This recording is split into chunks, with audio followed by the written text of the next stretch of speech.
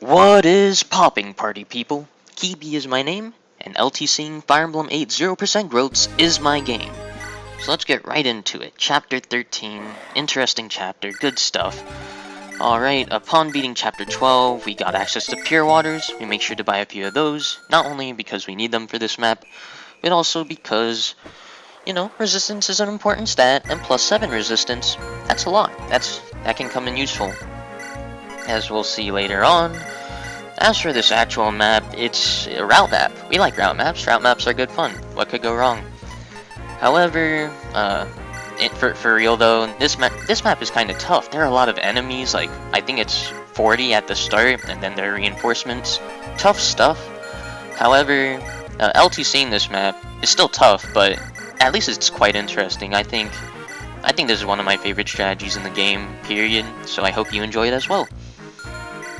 Meanwhile, we get to witness other shenanigans, such as Ford grabbing a lot of axes. That's kind of weird, considering that he can't use them. I guess we'll find out what he's doing with them soon enough. Meanwhile, get ready for weapons to break, ladies and gentlemen, because we're going to break a lot of weapons in this map. Namely, Dozla is going to break his one-use hand axe at the beginning of this map, player phase, turn 1. Meanwhile, Duessel has a near-broken steel lance, so keep that in mind. That may or may not be relevant. And yeah, look at all the rivers, dude. Look at all of this. All these enemies, all these rivers. It's ridiculous stuff, honestly. But, I mean, at least we have more flyers to rescue drop. We even drop Ephraim on a river. That's interesting. And we also have a good flyer for once. Cormag. He's ready to get it going. He's just gonna obliterate all these Cavaliers once we kill the archers. Good stuff. The Cavaliers are honestly tough stuff. Surprisingly enough, they're kind of hard to one-hit KO with the Horseslayer we got back in Chapter 10. So it actually ends up not being that useful a weapon. And also, they have 9 speed, and most of our units like Seth and Duessel have 12 speed, or less. And that means that they can't double the Cavaliers unless the Cavaliers are weighed down. However, Cormag has 13 speed, so he can double. But enough of that, let's look at Gerik. Oh my goodness. This guy, Gerik, just look at the stats! Look at the promo bonuses! Look at the axe get. Like, man, he uses the best weapon type, and he has the best stats. Like, you can tell that he's just gonna obliterate the rest of the game. It's really... okay. Yeah, I'm kind of exaggerating, but not really though. He legitimately will be our best combat unit for the rest of the game. To the point where even stat booster investment, or most of our stat booster investment, will go to him. So keep that in mind. Meanwhile, we're just killing enemies. One interesting thing is that Dozla, by breaking his hand axe, manages to equip a Sword Slayer now. And that's kind of weird because I don't see any, like, enemies that would effectively deal damage to. However, the 2 Cavaliers below Dozla both have swords. And if Dozla didn't have the Sword Slayer equipped, they would go and attack him since they, you know, deal damage and stuff. But with the Sword Slayer and with, you know, Dozla being on the forest, they don't actually do damage to him, or not that much anyways. And so they decide to suicide onto Cormag instead. That's nice because that means that Dozla's way doesn't get blocked. If they attack Dozla, his way would get blocked. Meanwhile, you saw that Gerik broke his steel axe. In general, we need a powerful weapon to kill those 2 Cavaliers that attacked him. And that's kind of problematic, because if we just have him equip a powerful weapon, then he can't retaliate against the hand axe fighters that are about to attack him. Meanwhile, if we just equipped hand axes to retaliate against the fighters, we can't one-round the Cavaliers, so it's kind of a predicament. I very much recommend reading the Serenesforest page in order to... because I explain it more in depth there. But essentially, these 2 weapon breaks on turn 1, Dozla's and Gerik's alike, they end up being really crucial, since otherwise their ways would be blocked, and that brings more problems, and probably loses us our turn, relatively anyways.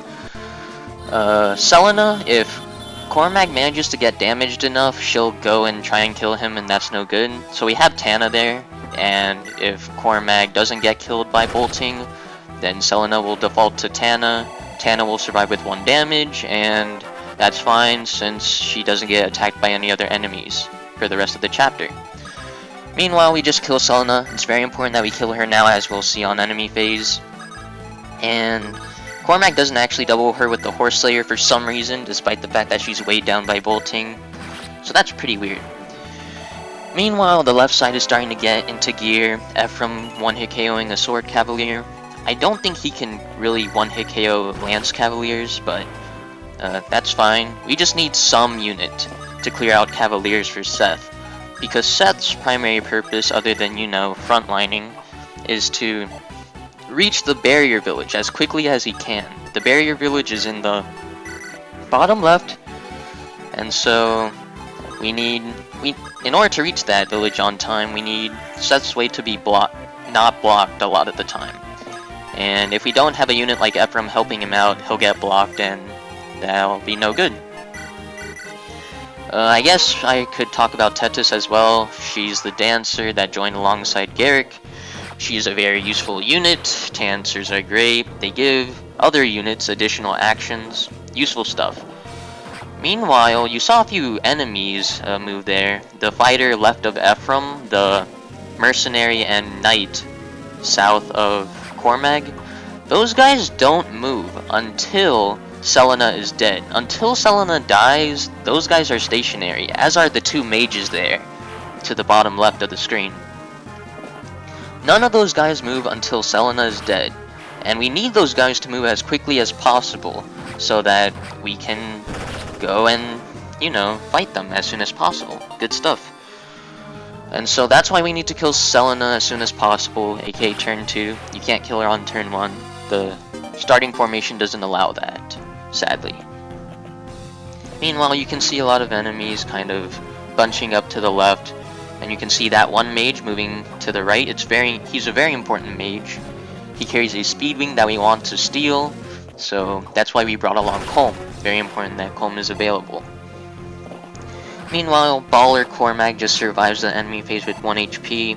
He can reliably dodge the Luna Shamans, because this is not FE7. We can dodge Luna pretty easily. Seth failing to 1-round KO a Cavalier kind of shows how tough they are. Unfortunate stuff, but it's alright. We do have units available to clear his way, as I mentioned before. So, yeah, good flyers coming in. Nice, good stuff. Oh yeah, there's also a Troubadour spamming sleep somewhere. If she hits, then that's problematic and would probably cause a reset. However, even though most of our units' resistances aren't very high, her magic is like 2. Like, it's 2 magic. So that's not going to be really hitting anything anytime soon. Meanwhile, in the middle, I had Dozla bring along Duessel. Those two guys need to help out Cormag clear out the middle, because Cormag is not powerful enough to deal with all the enemies, especially there's a Dragon Spear Cavalier somewhere close to where Duessel is. I think it's the Cavalier above Duessel. That guy will just obliterate Cormag if he gets an opportunity to strike, and so we had Duessel and Dozla block that Cavalier's way. Meanwhile, we're just doing what we can. Cormag is gonna move down so that he can intercept the reinforcements. Some good old Pegasus Knights. He has to equip a Javelin because those guys, they have Javelins themselves. So that's good stuff. Great Knights are weak to Armor Slayers. Fun fact. Interesting stuff. Yeah, it's just a route map. Route maps are good fun for everyone. Dozla doubling Shamans, good stuff. I should note Cormag's Killer Lance. Cormag had to use the Killer Lance for turn 1 and turn 2 enemy phase because it's a strong weapon. Killer weapons are strong, and he also doesn't get weighed down by it. If he uses a weak weapon, he doesn't 1-round the Cavaliers, and if he gets weighed down by using a stronger weapon, then he doesn't double the Cavaliers. And as I said before, he doesn't 1-hit KO Cavaliers with like a Horseslayer or something, so other weapons won't suffice either. So that's why we use the Killer Lance. The Killer Lance is near breaking. It's fine if it breaks in this chapter. You know, he needs enough Killer Lance uses to beat down Selena and that sort of thing. But otherwise, we're fine with it breaking. The more crits he gets, the more uses we save. So that's kind of cool. Yeah, the next time we need a Killer Lance, they're buyable, so there's no real concern. Although having uses available means that we save money. Isn't that cool? And yeah, I think Ephraim crits here unnecessary because Tana could have finished. And yeah, we're gonna clean up this map, finally. We get a good old barrier staff. It's basically a pure water in the form of a staff. You just apply it on your other units. And it's very useful in terms of grinding our experience. Kyle gets level 10, and we do have a Night Crest, so we'll definitely promote him, right? Right? Yeah, sure.